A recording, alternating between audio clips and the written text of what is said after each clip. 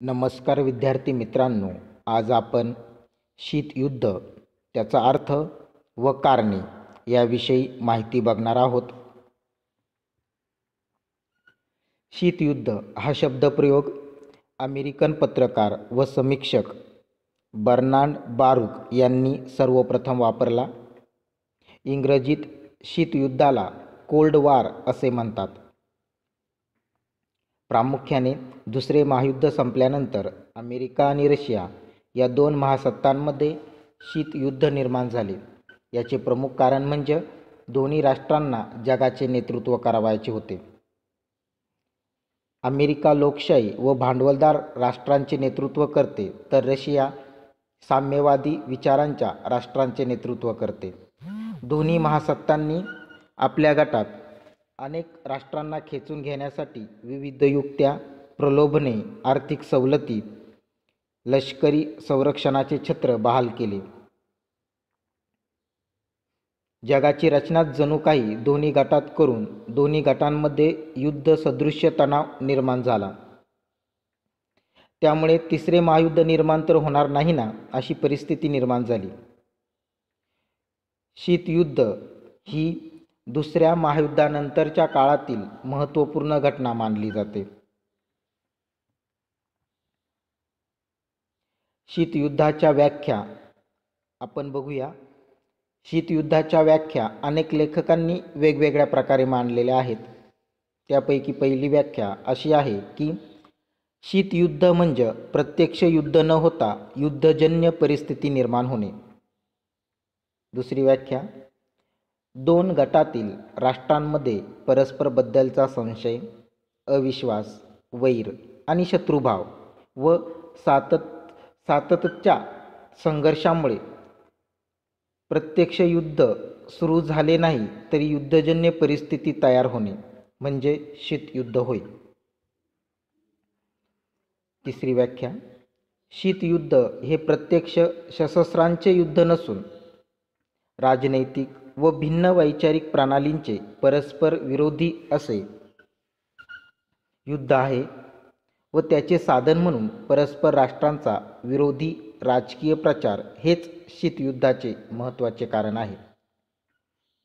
पुढची व्याख्या, शीतयुद्ध म्हणजे अशी राजकीय अवस्था की ज्यात राजनैतिक, राजकीय, आर्थिक व वैचारिक प्रणालीमध्ये तीव्र स्वरूपाचा संघर्ष सुरू असतो. अशा प्रकारे शीतयुद्धाच्या व्याख्या अनेक लेखकांनी वेगवेगळ्या प्रकारे मांडलेल्या आहेत. आता आपण शीतयुद्धाची कारणे बघूया. दुसऱ्या महायुद्धानंतर निर्माण झालेल्या जगाच्या राजकारणामध्ये जगावर प्रभुत्व प्रस्थापित करण्यासाठी अमेरिका आणि रशिया या दोन परस्पर विरोधी राजकीय तत्त्वज्ञान असणाऱ्या राष्ट्रांमध्ये स्पर्धा सुरू झाली. लोकशाही आणि साम्यवाद या दोन विचारप्रणाली व सर्वस्वी भिन्न जीवनपद्धती यामधील संघर्ष हा शीतयुद्धात दृष्टिक्षेपास येतो. दोन्ही राष्ट्र आर्थिकदृष्ट्या बलाढ्य असल्याने प्रत्येक राष्ट्राने आपल्याभोवती आपल्यापेक्षा आर्थिक राजकीयदृष्ट्या कमजोर असलेल्या राष्ट्रांची साखळीच निर्माण केली. या शीतयुद्धाच्या काळात या दोन्ही महासत्तांनी युद्धसज्जता, अन्यवस्त्र, शस्त्रस्पर्धा व विविध राजकीय लष्करी स्वरूपाचे करार, आपापले वाढते प्रभावक्षेत्र, सत्तेचे ध्रुवीकरण ही कार्य केलीत. या दोन महासत्तांच्या कृतीमुळे आंतरराष्ट्रीय संबंधात मोठे ताणतणाव निर्माण झाले.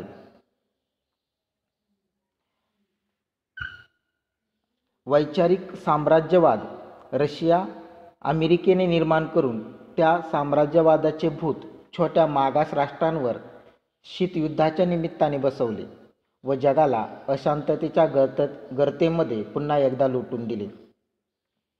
शीतयुद्धाची कारणे आपण बघणार आहोत. त्यामधील पहिलं कारण, बड्या राष्ट्रांची जगावर हुकूमत निर्माण करण्याची वृत्ती, हे एक पहिलं कारण आहे. दुसऱ्या महायुद्धानंतर अमेरिका व रशिया या दोनच सत्ताधीश राष्ट्रे महासत्ता म्हणून ओळखली गेली. इंग्लंड, फ्रान्स, जर्मनी, जपान आणि चीन ही राष्ट्रे त्या मानाने आर्थिक, लष्करीदृष्ट्या दुसऱ्या महायुद्धानंतर कमजोर बनली.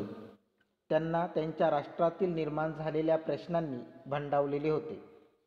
त्यामुळे जगाचे आपण नेतृत्व करावे अथवा आर्थिक शक्तीच्या जोरावर काही राजकीय लाभ उठवावा अशी परिस्थिती या राष्ट्रांची नव्हती.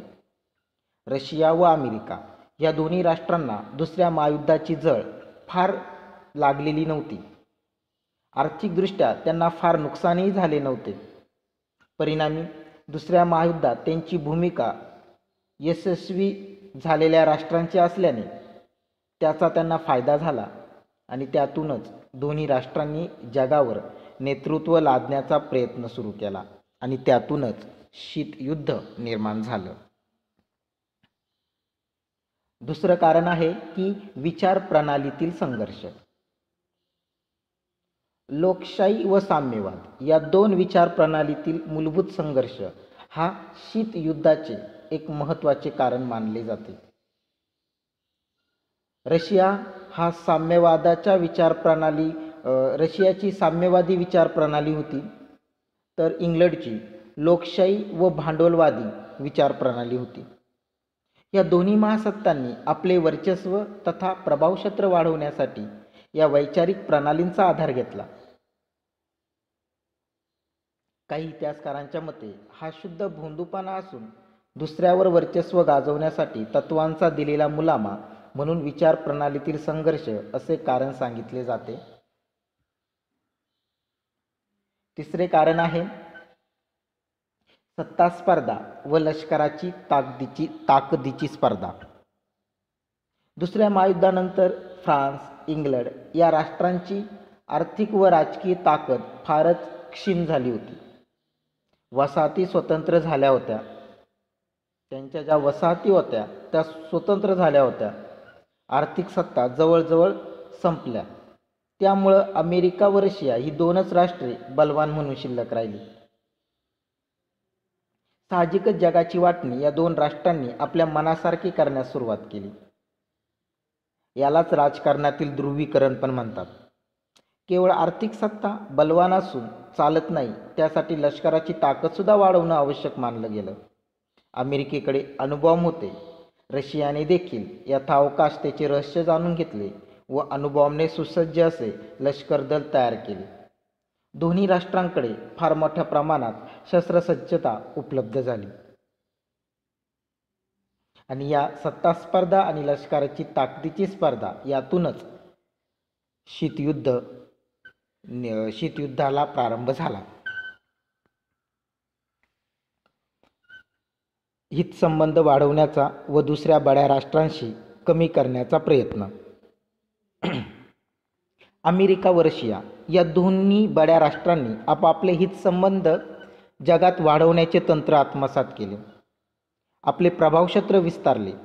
दुसऱ्याच्या प्रभावक्षेत्रात प्रवेश करून तेथे त्याला आव्हान देण्याचा प्रयत्न अमेरिका आणि रशिया या दोन्ही राष्ट्रांनी केला. आपल्या गटात एखाद्या देशाला व राष्ट्राला खेचून आणण्यासाठी त्या देशाला किंवा राष्ट्राला आर्थिक मदत, लष्करी मदत, तांत्रिक, शैक्षणिक मदत इत्यादी गोष्टींचा ओघ चालूच ठेवला. राजनैतिक डावपेच वापरून दोन्ही महासत्ता एकमेकांवर कुरघोडी करण्याचा प्रयत्न करू लागल्या आणि त्यातूनच शीतयुद्धाला प्रारंभ झाला. पुढील कारण आहे संशय, अविश्वास, हेतू बद्दलच्या शंका. प्रारंभापासून अगदी 1917च्या रशियात घडलेल्या क्रांती कालखंडापासून अमेरिका व रशिया या दोन्ही देशात परस्परबद्दल संशय, अविश्वास आणि परस्परांच्या हेतूबद्दल शंका निर्माण झाल्याने शीतयुद्धाला मोठी चालना मिळाली.